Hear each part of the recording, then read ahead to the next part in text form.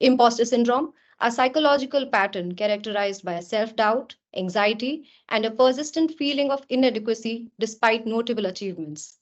It can significantly impact women's ability to embrace leadership positions and unleash their full potential.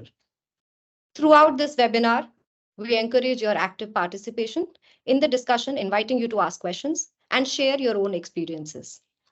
Without further ado, let's welcome our distinguished panel of speakers who will provide invaluable insights, strategies, and personal experiences on this subject.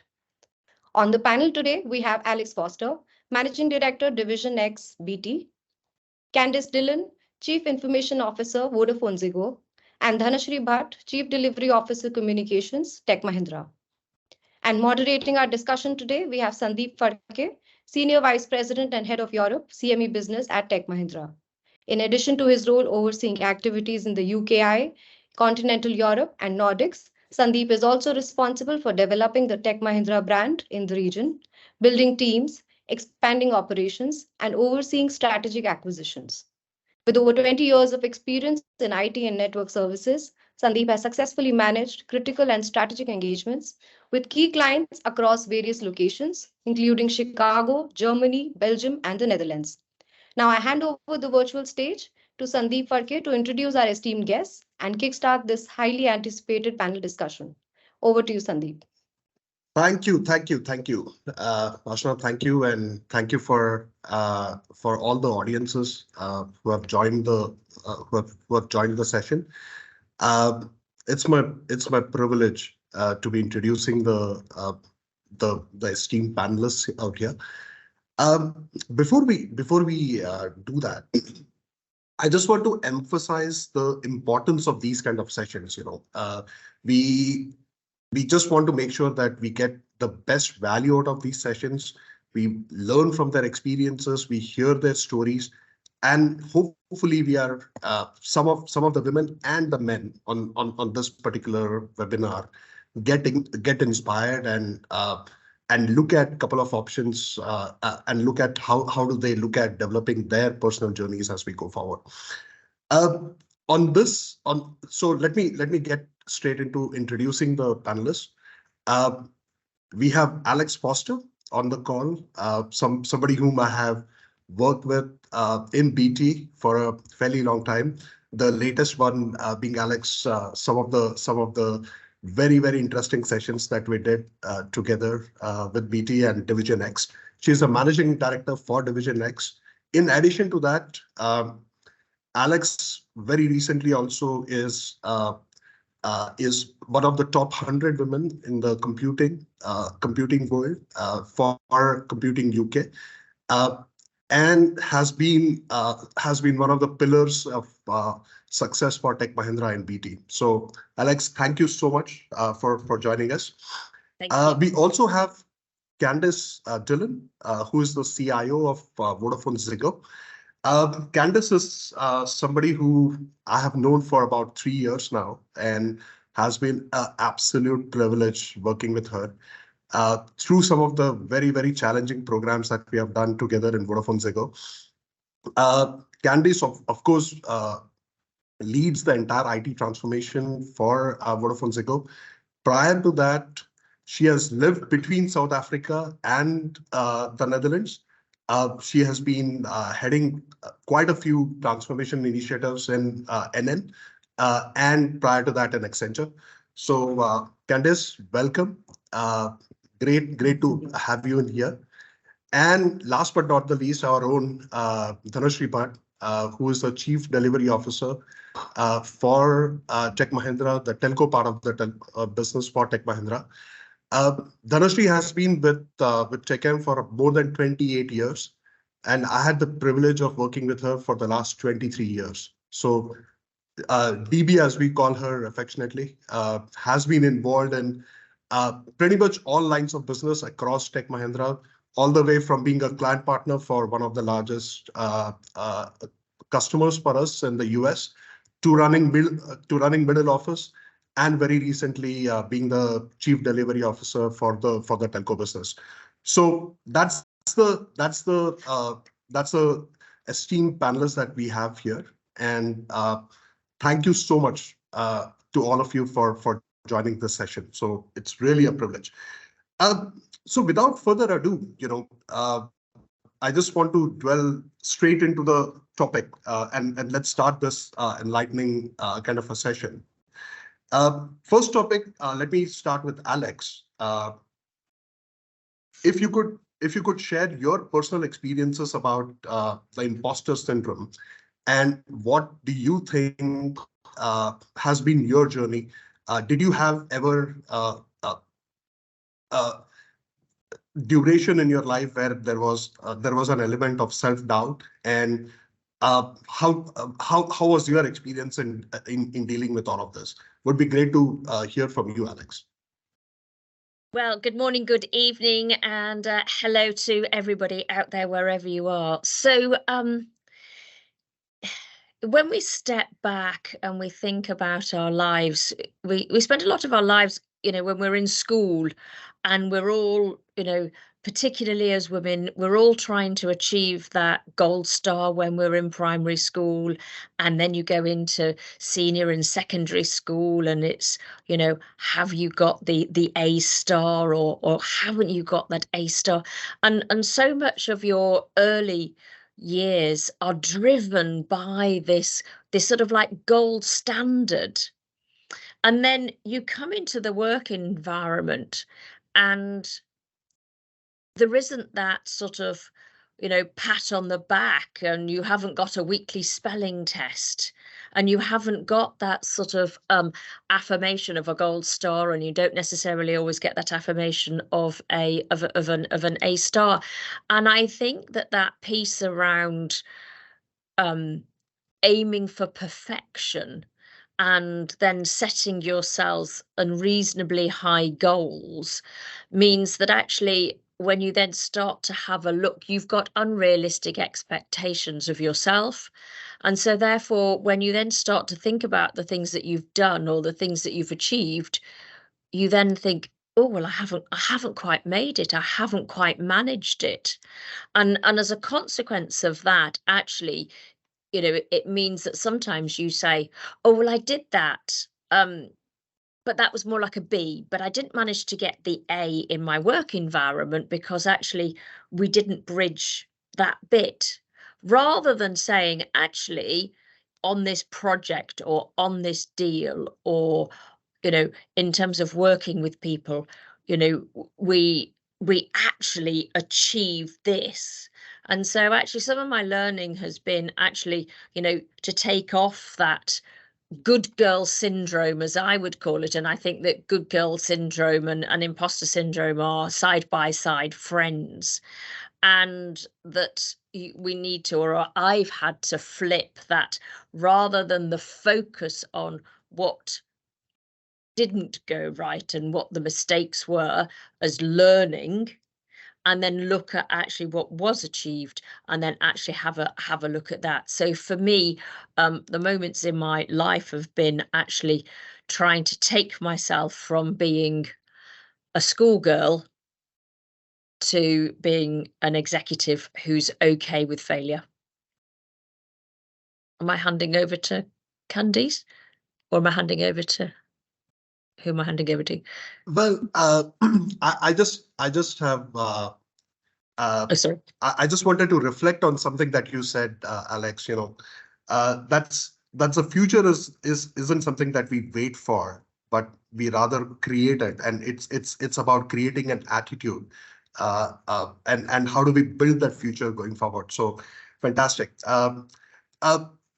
Candice, if I have to ask you, if when I look at your profile, and having worked with you, one thing is for sure, you have this absolutely phenomenal lack of figuring out what are the problems and how do you solve those problems. From your perspective, if you could share some of your experiences of self-doubt, and how did you navigate some of those emotions, would be great as well. Yeah, thanks, Sandeep. I think a lot of what Alex said resonates with me. And for me, it's a very, very real feeling. It is a little girl feeling. So I'm in a situation or I'm having a discussion about career progression and where I need to go, or you're pitching something, and I literally feel like the little girl in the room. And it is something I can really track back into that feeling of being a young woman or a girl. So I really recognize it. What's great is recognizing it for me, and then the dialogue that plays in your head, right? I can't remember who did it, but I was actually listening to something, it's probably about a year ago, around imposter syndrome. It was someone who was saying, we actually need to stop talking about it as women, because when we talk about it, it exists. And then it almost becomes something that we can step behind and we can utilize as women. So yes, it exists, and yes, we're different, and feminine traits are different to masculine traits, and that is all true. And for me, it's about how do we think about things. So by setting ourselves incredibly high standards in whatever it is, whether it's work delivered or what we need to be able to tick all the boxes before we're ready for a promotion or a new job or a step, we very frequently, and I very frequently as a woman, do that from a position where I'm looking at what did I not do? So which boxes do I not check for a new job or a promotion or a step up? What did we not deliver in my transformations? What did I do poorly? And what will people think? Hey, that wasn't done as well as it could be done. And really stopping myself from allowing that to be the focus of how I think about things and how I approach things, and really focusing on, but what did we do? What is the positive? So what if it's a personal step up or a challenge or a new job, what boxes do I tick?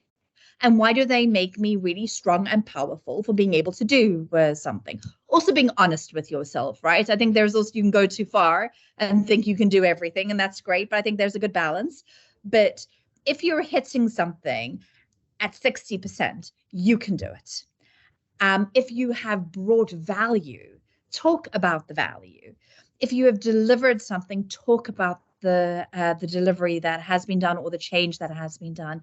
And then, of course, it's good to reflect on what were the lessons learned and how could we do this better the next time, and how are we going to make the next step up? So how am I going to improve myself to not hit the 60% in the new job, but hit the 100%, but really approaching it from a position of strength rather than a position of that little girl and, oh, what are they going to think of me and what are they going to say because I don't hit the 100%. Absolutely fantastic. Thanks. I mean, it resonates what Alex also said. I mean, the good girl, the little girl. I mean, those are things which DB, coming to you. You started off as a quality consultant and now being the chief delivery officer for TechM. You must have walked through several of these different kinds of challenges during your career. Tell us about some of your experiences and your journey with this. Yeah, I think, Alex, Candice, so nice to share this stage with you both. Really, it's an honor. And thank you, Sandeep, for having me on this show. So yes, Sandeep, I think whatever Alex said, whatever Candice said, it's all true for many of us, right? I mean, Candice said that, you rate yourself always. You look at yourself for a job saying, these are the 2 things I don't have to do the job, but you don't see the 8 things that you have to do the job actually, most times. And I can give you an example, right? When it was decided that I would be taking over the Middle East, Africa region and the Asia Pacific, Japan, India region, I went back and I said, I would be okay taking the Asia Pacific, Japan, India region, but Middle East, do you think a man will be able to do a better job than a woman in that region that is there? And, it was just intuitive that I went back. Thankfully, the leadership support that I got was where they pushed and said, nothing doing, just do it. And I think you'll be equally successful in the region that is there. So just look at it, right? Even at the stage when you are settled in a leadership position, you think back, you step back and you say, oh, that could be done by a man better than a woman. And that's nothing but just, thinking in the right way in terms of, it's okay if you can't do it. And that's what even Candice said. Alex said perfection, right? I mean, we always look at everything to strike all the check boxes that are there, then only we are ready for it. So I think that's one thing that I have learned as well, similar to both these ladies, that it's okay to fail. It's okay to learn through the journey that you're in.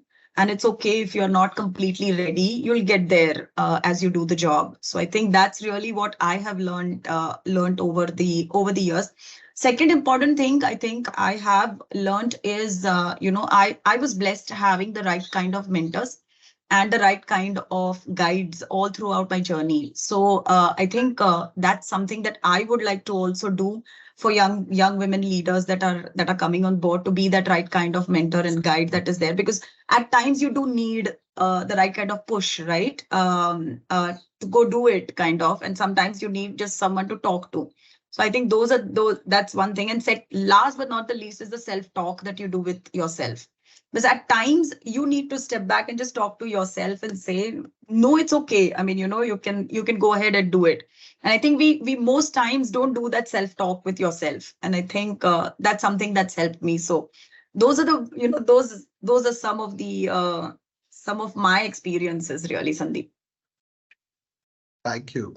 I mean, look, this looks like something which is so deeply ingrained in the society. So let's talk about the societal roadblocks.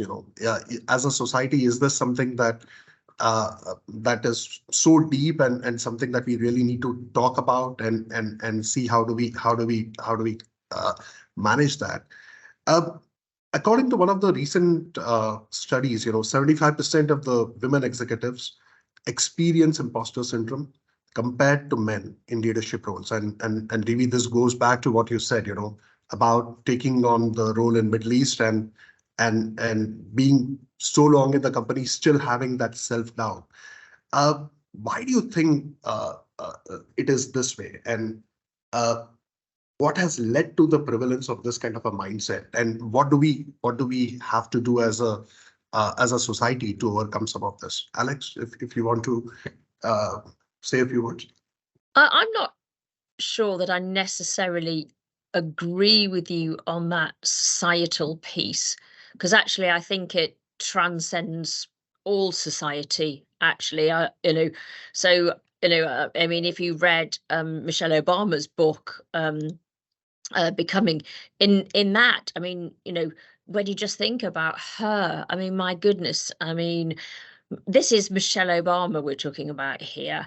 And in her book, she writes about her still, even today, after everything that she's done and everything that she's achieved, she still suffers from some of that imposter syndrome. So I think that, so I don't agree with you that it is one section of society. I think it's all sections of society. And I think that whilst on this call we have a focus on women, I think we should also recognise that actually it isn't just women. So yesterday I was coming back into London on a train from the north of England, and I was writing out some notes just to prep in my own mind. There you go, that's that good girl, do some preparation before we've got this today. A man would go, oh no, I'm just going to turn up and do it. No offense. But I was on the train doing a little bit of prep for this, and I was sat next to a gentleman, and he said, oh, what are you doing? And I said, oh, I'm preparing for this talk today, and we're talking about, from doubt to power as far as imposter syndrome is concerned. He said, I can't tell you the amount of times you know, I've sat there and I've wondered, you know, oh gosh, you know, do I have enough skills? Am I good enough? Can I do this? And then the gentleman, it was complete serendipity. He turned out to be the managing director of a big robotics company, and we were both going to the same event last night, which was an automation and robotics event. And you know, there he was, a man who's leading a company at the forefront of robotics, but he had that same parrot on his shoulder that we all have. And so we were talking to, I was talking to him about some of the things that he had done to get his perspective as opposed to my perspective. And I think, Dhanashree, it matches up with some of the things that you have said about actually how do you talk to yourself? Who are your mentors? And he came up with quite a good analogy, and I think I've thought about it in practice, but I hadn't really thought about it in this terminology. And he said, have you got your own board? In a company has a board, and that board there, everybody has their own role to play as far as the board is concerned. But that board is all about making the organization, you know, move towards its goals. Do you have your own board? So you have somebody who holds you to account. Do you have somebody who helps you have that conversation with yourself that reminds you of actually all the things that you have done? If you've got somebody who is your sounding board to say, actually, you know, I've got this skill, but how can I go and get that? So a sort of career skill. So actually, how do you create your own board around you? And that board might be, you know, your mum and dad, because they know you incredibly well if they're still around. It might be customers of yours, it might be friends of yours, it might be people outside the organization. So the societal thing, A, I don't necessarily agree with you on. B, I think that, you know, you can see, you know, up and down the strata of society and across society, that I think that this, you know, there are lots of people that have the parrot on the shoulder. It's not just women, it's men as well. And I think that, you know, the creation of your board will help you, you know, give you, you know, that help and support that you need. Absolutely, absolutely. Agree with you, Alex. I mean, it's not a cross section of the society, but it's a wider society. Probably in every corner of the society, there are some of these things that have to be addressed. Completely with you. Let's talk about the workplace. I mean, we spoke about the little girl in the office. You know, Candice, what do you think are the factors that gives rise to the imposter syndrome at the workplace? Because that's probably 80% of the time we spend in the office, at a workplace, in meetings, especially also in the tech industry, where you have a different set of challenges, you know, because probably the number of women or girls who are enrolling themselves into courses like computer science or engineering are way lower than men. So in the tech industry, how do you see that? And are there any things that kind of look into the eye when you go into the workplace? Yeah. So I think that it can be compounded by things that happen in the workplace. I think that there's a lot of unconscious bias that plays out, especially in areas where women are the minority. Generally, where you see that women are the minority, you also see especially in Europe, a overall minority playing out in the situation. So it's generally, if you have a look at technology in a lot of Dutch organizations, then they are heavily the most of the group is white Dutch males. You know, so it's not only that being a woman is different. It's the combination of also all minorities are played out differently. And I think that there's a lot of unconscious bias that comes into that, and that can really push it even further. Personally, what I've experienced, and I've really had to think about how I overcome it, is I get tested. So every new job, it happened more at Accenture because then you were at new clients more frequently, right? Than at NN and now, but where people would test my technical acumen.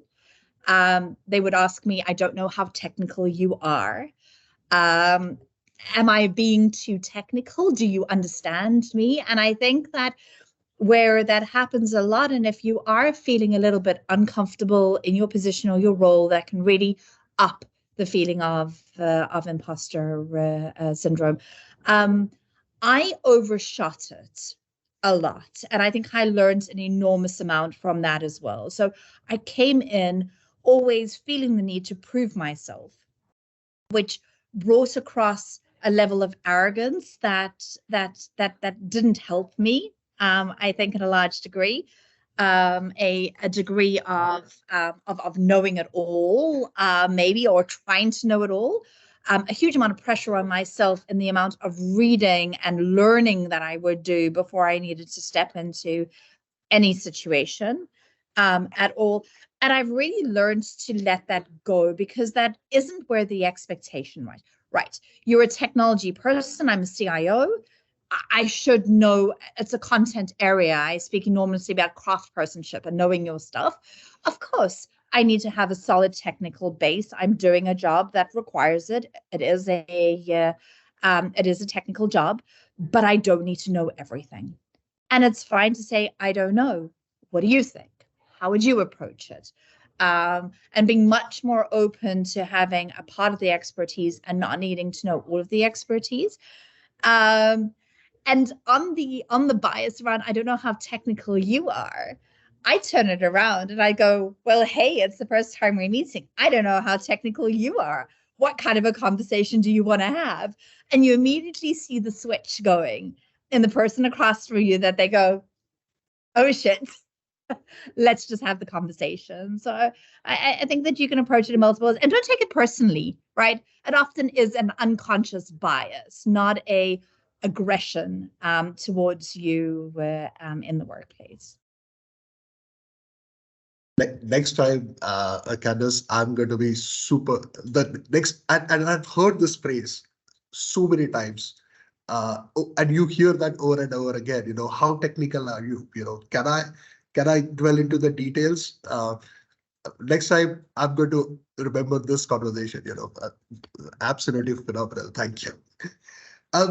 DB, how do you see the imposter syndrome playing up in the workplace? And obviously, you're from a different part of the world, lived in India, with different construct in terms of how the society in India is.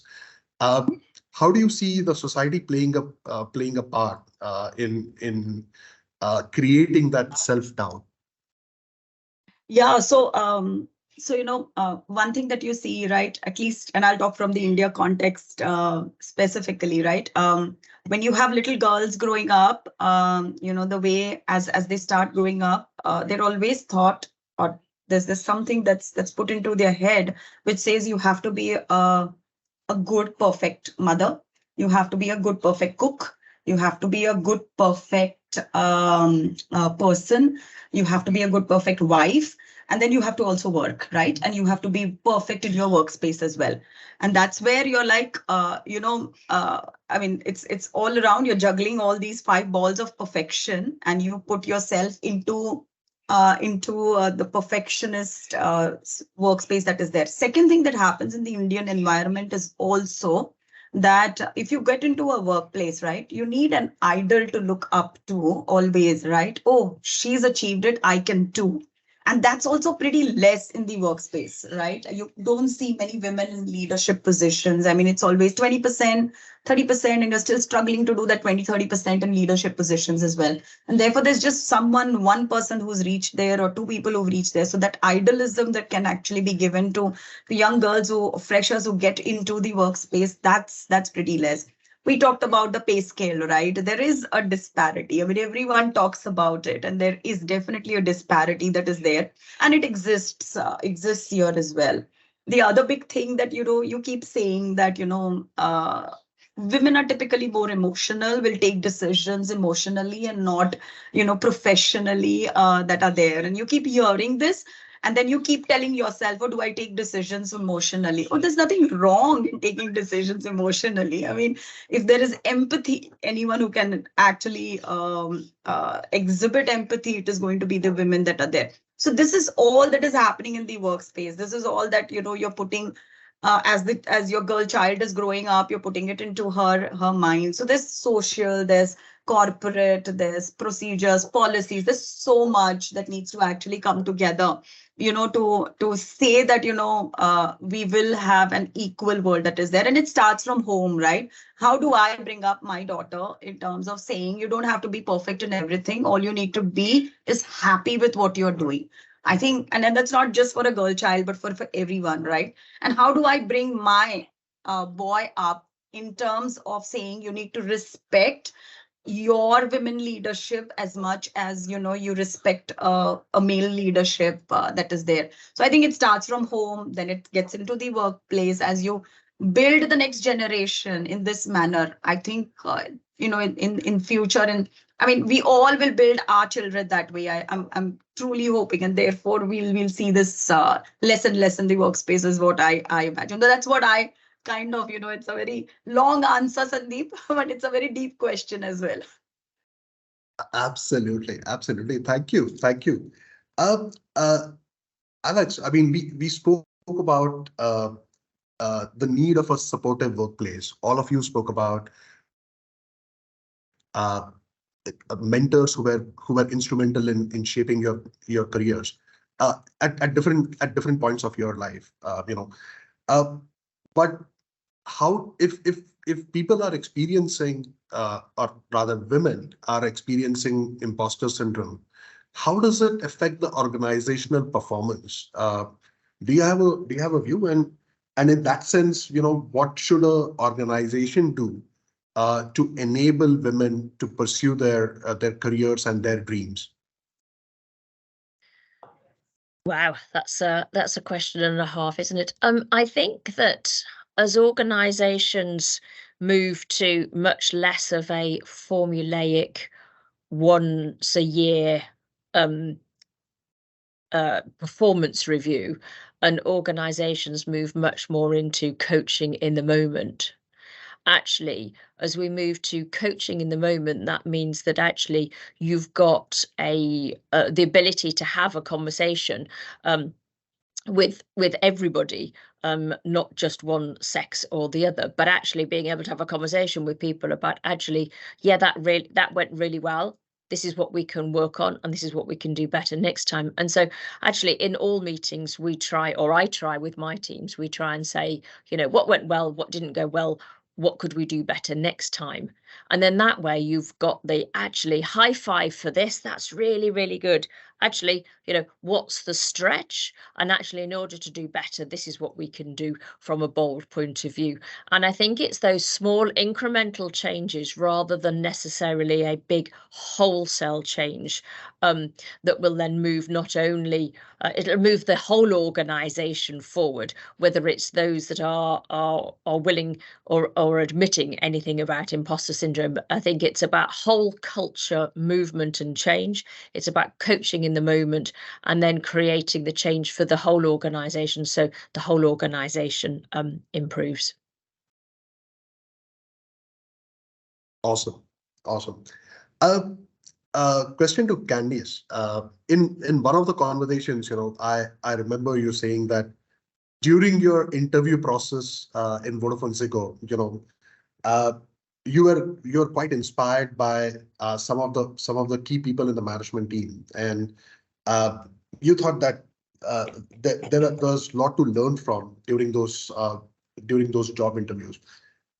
From your experience, how can organizations and individuals and leaders create a more inclusive kind of a workplace, which will welcome more women leaders, which will really enable women leaders to rise up to the top? What should be that fabric? What should be that foundation that needs to be created?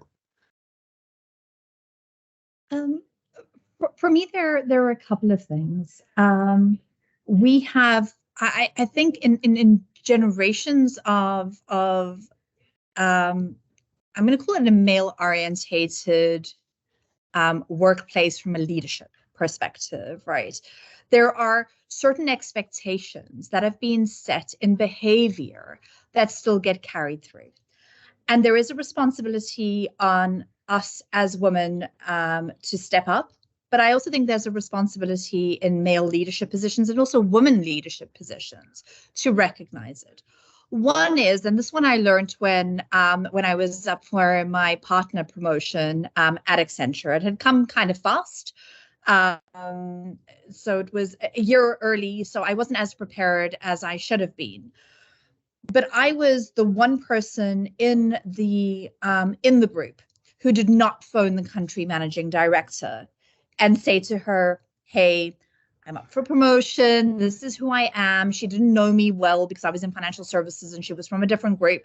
But just making it known that this is who I am. I'm up. I'm excited about it. It didn't need to be anything extensive, but I didn't do that. We had to present in Paris to the regional leadership, where financial services was represented by the head of financial services for Gallia. So that was the region that we were in. I hadn't reached out to him either. I did know him, not well, but I hadn't reached out as well. There was an expectation that you reached out. I didn't know that. Now I go, how stupid could I have been? But I honestly didn't know it. I was underwater at my clients doing big, hairy delivery.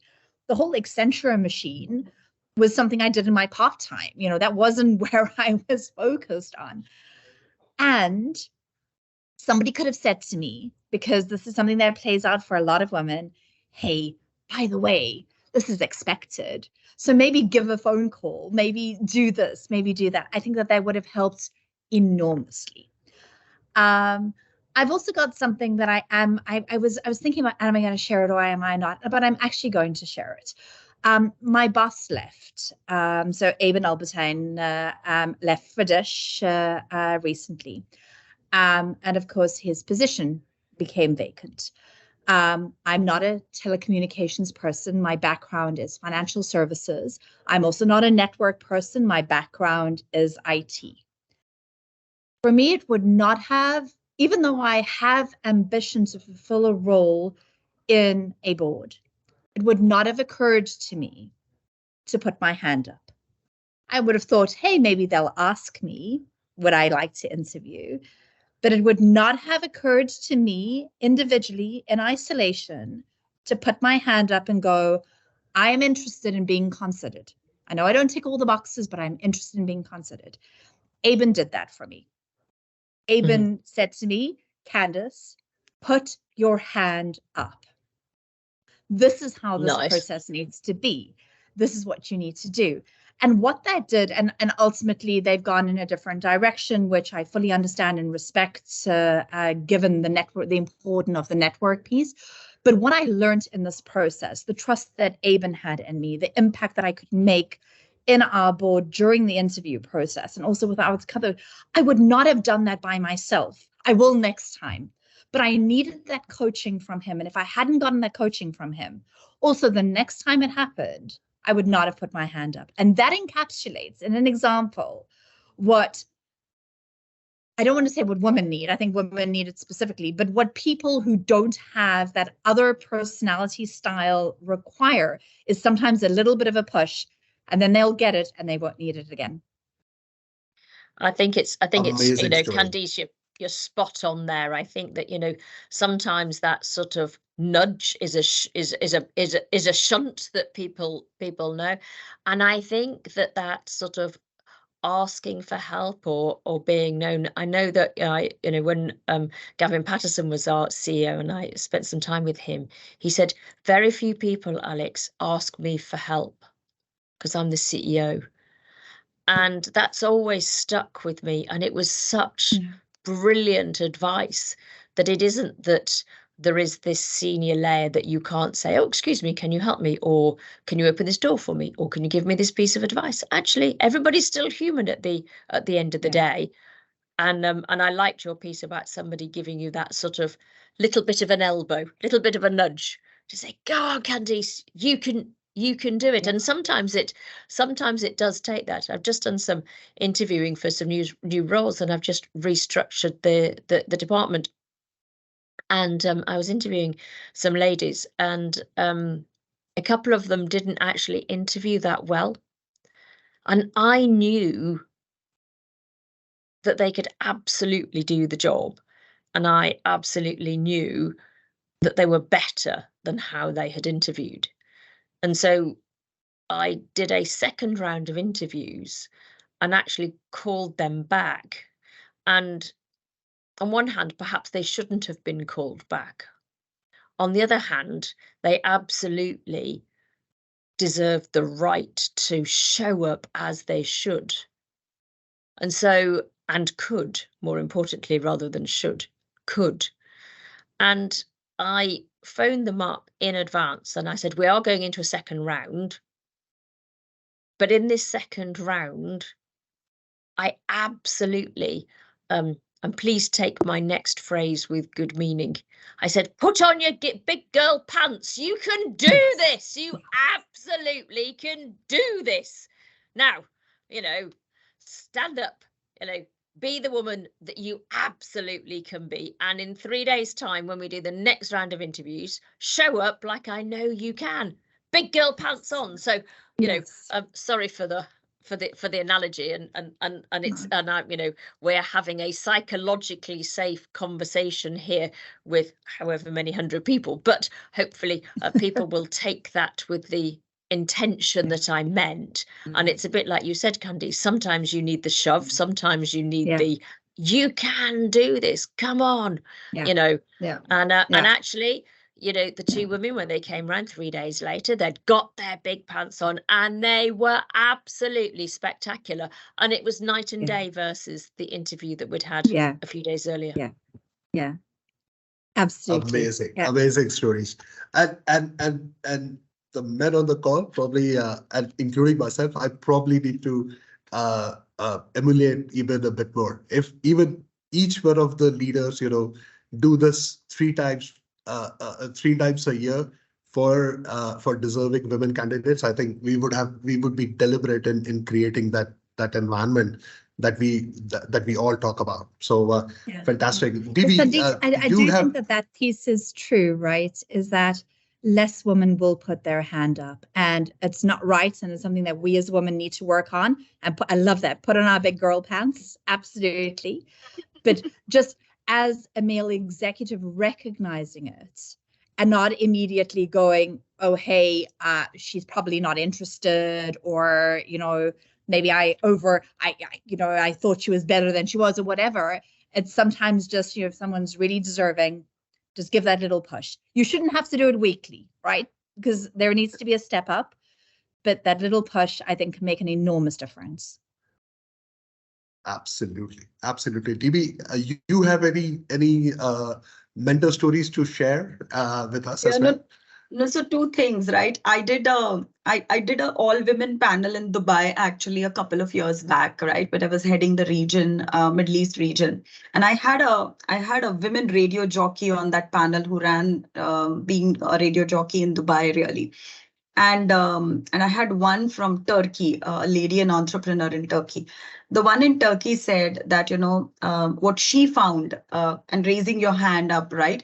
She said as kids, you know, when her mom used to take tuitions, right, at home, and she would have a lot of kids come home for tuitions, for studying. And when you ask a question, when you're a kid, you're first grader, second grader, third grader, fourth grader, everyone would put their hand right up there. You know, I want to answer the question. As you started getting into middle school and high school, the ladies, I mean, the girls, the hands would come down like this. And, you know, it was, she said it was so symbolic, you know, of a class. And she has a photo really that she displayed over there. And she said that, you know, when you take kids when they are young, first graders, elementary school, everyone's hand is so high up, and you don't know why, what changes really with a girl child, that, you know, after the, you know, in the high school, their hands start coming down. So raising your hand, I think, you know, it's very symbolic picture that I'll try and search. I have it somewhere. But that said, I think, Sandeep, one thing that is important is for us women also to find the right sponsors within the organization as well. And it's important for us to do, you know, to work on that. And I'll tell you why. In again, another story, in 2021, I interviewed someone called as Maggie Chan. She had just won, you know, the Outstanding 50 Asian American award. And I was just talking to her because she was an entrepreneur. She had written a book, and that book caught my attention. It said decoding sponsorship. And it meant that, you know, for a woman, you know, from a diversity angle perspective, because she came from Hong Kong and had moved into the Americas, and to find her way to leadership there, with the imposter syndrome plus the diversity angle, I think she always learned that having the right kind of sponsors within each of your organization who actually nudges you, helps you, that you can self-talk with as well. Like Alex was saying, you know, you need someone to self-talk with. I think that is what I find is one of the ways really, you know, that, you know, you really need to work on finding your sponsor, and then work hard to work with your sponsor as well, very diligently. And I think I'm sure there will be so many men who will be ready to sponsor. There'll be so many women who will be ready to be sponsors to young achievers. It's just about you reaching out and trying to identify your right kind of sponsor and working with them. I think that's what I find interesting. Absolutely, absolutely, completely agree with you. Let's talk a bit about how do we overcome the imposter syndrome. You know, Alex, I mean, women leaders, obviously we spoke about the challenges. How do you balance the expectations between professional and personal lives, and how do you kind of look at it in totality when you have to overcome the imposter syndrome? Sorry, I just got a clip, so I didn't get all of the question there. Apologies, Sandeep. Can you just repeat the question? All right. What I was referring to was, how do you balance your professional and personal life to overcome the imposter syndrome? Is there some tricks of the trade that you can use to balance this between two different spheres, you know, professional and personal? My mum worked, my grandmother worked, I worked. So in terms of being a working mother, I've got 2 kids. My background was that my mum worked. She was a teacher. My grandmother was a teacher, and so I came from a background of working women.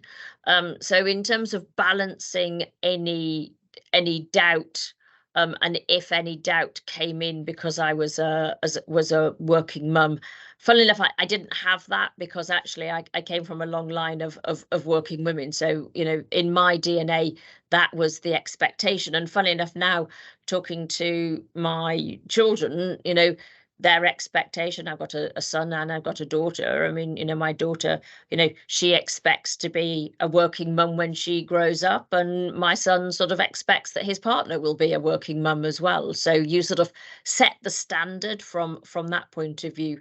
Has that created more doubt?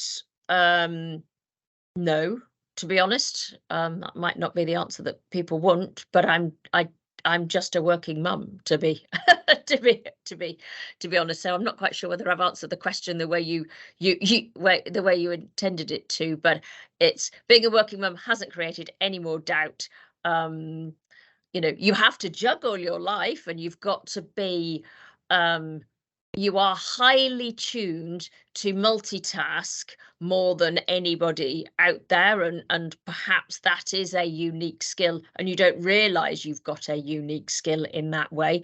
My kids have bought me a mug that say spreadsheet mum for a reason, so that everybody knows who's doing what and when, what pickup you need and where you need the pickup. So much so that my son says when he goes out and he says to his friends, who's doing what, when, why, and where, and where's the spreadsheet? It's sort of like teenage boys don't necessarily have that. So I'm going to stop there because I'm not sure I'm answering your question the way you want to. No, I like the phrase spreadsheet more. So awesome. There is another phrase, Candice, that I've heard from you, and by the way, I've heard a lot from our CEO as well, and that is about extreme ownership.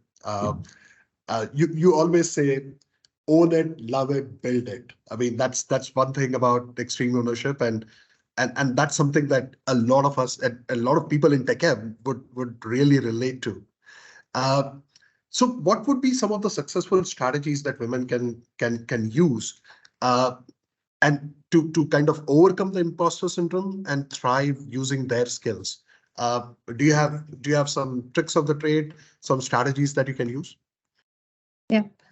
I think if you're someone that really struggles with imposter syndrome, make sure that you've got someone who knows you well, who can reflect back to you, right? You can sometimes really get entangled in what you're not doing well, rather than where you're exceeding and where you're doing a brilliant job. Take compliments seriously. I don't know if you trust the person giving you a compliment, take the freaking compliment. Don't try and downgrade it, downsize it, tell them the 10 things that they missed. Take the compliment, but don't just take it, really embrace the compliment, right? People don't go around complimenting you who you trust and know for no reason. And if you're in the job and you've been in the job for a while and you're being valued in the job, believe me, you deserve the job. I see a lot of people being very concerned about whether they were the diversity candidate when they got the job. I've never seen a situation where there is a bigger difference than 10% between the absolute best candidate and if we choose a diversity candidate to go into a role. Never more than 10%, and even that's quite a big difference. And secondly, once you're in the job, you're in the job, right? And there are no concessions going to be made because you were chosen for and your competencies and a diversity reason. So really own it, and don't waste your energy and your amazingness by being obsessed by the things that you may be doing slightly not as well as the level you've set for yourself. You know, really embrace what you're bringing and what you're doing and get your energy out of that. Absolutely. DB, you spoke about, and probably this is the last question. We probably don't have time beyond this, but you spoke about talking to yourself. Would you want to talk about self-care, self-reflection, and maybe some ideas on some books that people can refer to? Yes, books I already talked about. I think, Maggie Chan's book in terms of how you build sponsorship. I think that's brilliant. That's a brilliant book. But I think two things that are extremely important for me that I actually learned the hard way. One is if you are happy, you will keep everyone else happy. Your happiness cannot depend on someone else. So you need to be happy to keep everyone else happy. That's one thing. So find your own happiness. Don't be guilty about anything that you're not able to achieve. Just be happy with what you have, and content and gratitude is the most important thing that I have found. The second important thing for me is always finding yourself, and yoga's helped me as one of the tools, if you ask me. That's helped me to find yourself. And when you find yourself, right, that's really when you find real happiness. You find happiness around, and you smile, the world smiles back to you. So that's what I think is the best tool to have. Just smile, find yourself, and be happy. Absolutely. Thank you. Sorry, Alex, go ahead. When I was on my train yesterday, it was a very long train journey from Hull to London, I'll tell you. But so I had some chance, and the title of this was, how do we move from doubt to power? And I was thinking about that. So how do we? And I was trying to create an acronym so that everybody could remember it. And so anyway, you might think about your own acronym, but this is what I came up with on the train last night. So if we're going to move from doubt and we're going to go to power, it's about perseverance. It's about, as we've all talked about, and as Candice so eloquently put, it's about overcoming obstacles and really absolutely turning that doubt into a superpower. Make it your power. I said the O in power was around opportunity, and we've talked about nudge, we've talked about shove, we've talked about being there for others, and about seizing that opportunity. And don't be frightened to seize it, because actually it will help build your confidence. Wisdom, absolutely, accumulate all of your knowledge that you've got and recognize what you've absolutely got, and then take that wisdom from others. And I think that that will then help build on overcoming self-doubt. And then the E, empowerment, taking charge of your own sat nav, of your own career and your own personal development, so that I'm here to uplift other women, but who else can you do? So empower yourself and empower others. And then finally, I don't think we can have a conversation like this without talking about resilience. And I talked right the way at the beginning about learning to be okay with not getting an A star, and actually that you've got 80%, or there are some setbacks or some failures, and instead of being crippled by those, actually use those as the stepping stones to your growth, stepping stones to actually your strength. And so hopefully with perseverance, opportunity, wisdom, empowerment and resilience, we will move as a collective from doubt to power. Absolutely. Candice, any other closing remarks? I see your hand up. Sorry, the hand up wasn't intentional. I was looking for my little clap. Yes. I really like that, Alex. Thanks for that. No, not a lot to add to that. I think that was brilliant. A great ending. Thanks. Yeah. Thank you so much. Unfortunately, that's the time that we had. Thank you everyone for joining in. It was absolutely fantastic to be with all of you. And again, Alex, Candice, Dhanashree, thank you so much for being our panelists, and look forward to talking to you soon again. Great. Thank you so much. Thanks, guys. Thank you. Great meeting you. Thank Cheers. you. Bye. Bye. Cheers. Bye-bye.